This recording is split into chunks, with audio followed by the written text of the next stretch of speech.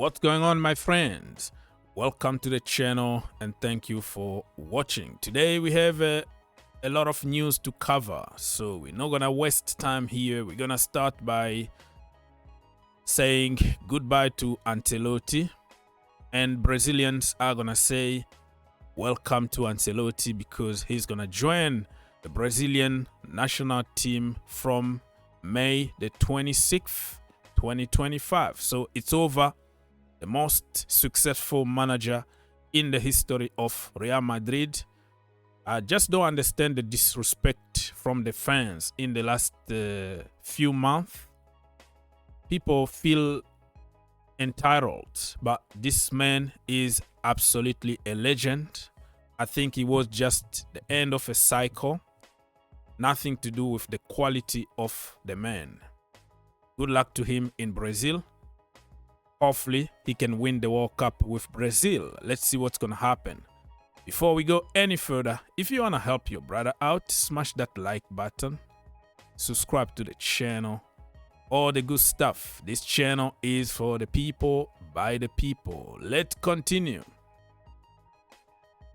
By the way, when they ask Ancelotti if he has an advice to give to Xabi Alonso, who's going to be the next manager of Real Madrid, he said no, he doesn't need my advice because he knows what he's doing. So it is what it is. Talking about managers, Como refused to let Fabregas go to Bayern Leverkusen. Many other teams in Europe wanted Fabregas, but the job that he's been doing there at Como is amazing. And this guy is going to be one of the best managers in the upcoming years. The way he understands football is completely different than other managers. So I think it's a very good decision for him to stay there, at least for one more season. And let's see what's going to happen next season. Chris Wood. Woody, can you believe it? He's just one goal away from being Golden Boot, equal with Erling Haaland. Chris Wood, 20. Erling Haaland, 21. Erling Haaland had a long-term injury. Also, Chris Wood was injured often this season. Otherwise, they were going to have more goals. So the Golden Boot in the Premier League this season just tells you the state of the Premier League, right? The state of the Premier League been very poor. And also with injuries, it didn't help anybody. So even Cole Palmer didn't score since December. Imagine. And I think he's on 14 goals or 15 or something like that. Imagine if he was scoring all this time. He was going to be the Golden Boot. Even Mo Salah stopped scoring at some point. So yeah, the Premier League this season wasn't really the problem. Wasn't the Premier League that we knew in the past. Very, very poor season. Rudy Galletti. AS Roma are strongly evaluating an approach to Enzo Maresca, considered the ideal coach to lead the team next season. I don't really think that Chelsea are going to let him go. The sporting directors are going to look really very bad. I don't think it's gonna happen. This is just like paper talk. I don't believe in the news. Maresca is gonna stay at least for one more season at Chelsea. I don't see him leaving. And also, Maresca to start a new project at Roma, I don't even think that he is going to say yes. You have a project at Chelsea that you've been working for a season. I think it's gonna be good for you to continue with the same project than go somewhere else and start a new project. And Roma, they don't have the youth project, right? If Maresca goes there and they start losing games, they're gonna sack him very quickly. Manchester United are planning a barbecue instead of parade because parade is gonna cost a lot of money.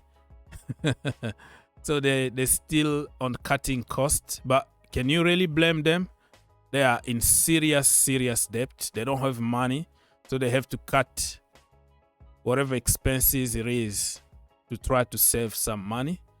But they're going to have to win first. If they are preparing a barbecue or open top bus parade, you have to win first, because Tottenham are going to be also strong in the final. But it's funny, and if you look at the memes from this kind of post, they cancelled lunch, they cancelled Christmas parties, they cancelled Sir Alex Ferguson's salary, they cancelled pretty much everything.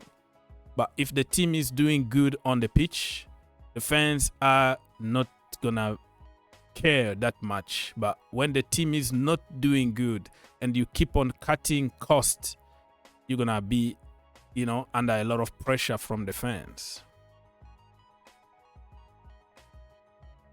Transfer news live. Viktor Gyokeres wants a contract in excess of 200k a week. I think that is feasible. If Arsenal want him, they are paying Kai Havertz like 270k a week, something like that.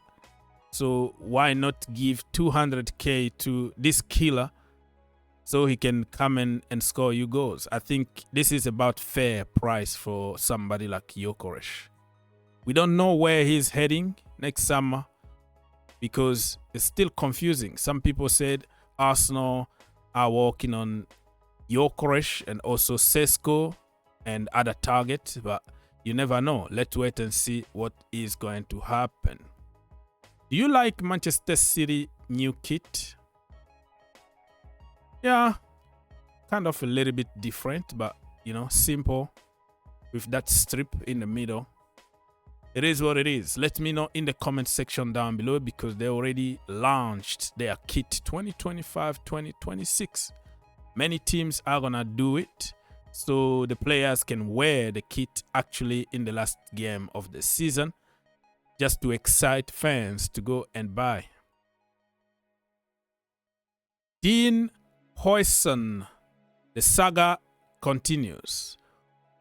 One day, Chelsea and Liverpool in pole position. Another day, Arsenal, Tottenham, Real Madrid, PSG, blah, blah, blah, blah. You never know, but I think his priority is Real Madrid. Fabrizio Romano said it, that Chelsea and Liverpool still on it, but the player himself would prefer to go back home. He's Spanish, right? So he can go back home, play with Mbappe, play in that Galactico and win trophy. I think he's gonna choose. The choice is clear. The only way that he's not gonna sign for Real Madrid if Real Madrid don't want him and they decide to go for Saliba or go for somebody else. But other than that, there is no even comparison or competition here. It's gonna be Real Madrid or nothing. And if Chelsea missed out on Dean Huijsen, Chelsea still got other targets like Mark Gay and also Joel Hato from Ajax Amsterdam. So let's keep an eye open. I think Chelsea, most of their transfer dealings are gonna depend on the Champions League. That's why finishing top 4, top 5 is very important for Chelsea. Otherwise, they are not gonna get their first choices. They're gonna go to very, very low on their list. Arsenal are trying to sign Rodrygo from Bayern Munich. Listen, this guy is a good player. The problem is he's a left winger. He's not that versatile. He's been forced for years to play as a right winger, to play from the middle. Rarely you will see him play from his natural position. So if Arsenal want him, I think he's going to be a very good addition for the Gunners. Because he can't spend another year where he's often on the bench. He needs to play football. The World Cup is coming in 2026. Ancelotti is the manager of Brazil. I don't know if the relationship between Rodrygo and Ancelotti is good because he didn't have enough playing time under Ancelotti. But don't blame Ancelotti because when you bring Mbappe, you have Vinicius Jr. who basically play from the same position as Rodrygo. And then it's going to be a problem for you to get a chance. Okay, so we already talked about William Saliba and Huijsen to Real Madrid. We have to check what is going to happen. So we're going to continue.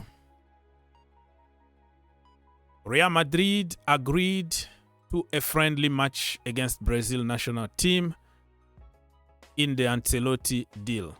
Okay, so we're going to see a club against a national team. All right. Lucas Vázquez is set to leave Real Madrid on free. He's going to be a very good addition for any team because he got experience. He knows how he won trophies. So, but I think the brother need to go to Saudi and get the bag or come to the MLS and take it easy. Lifestyle and all that. So let's wait and see where Vázquez is going to end up next summer.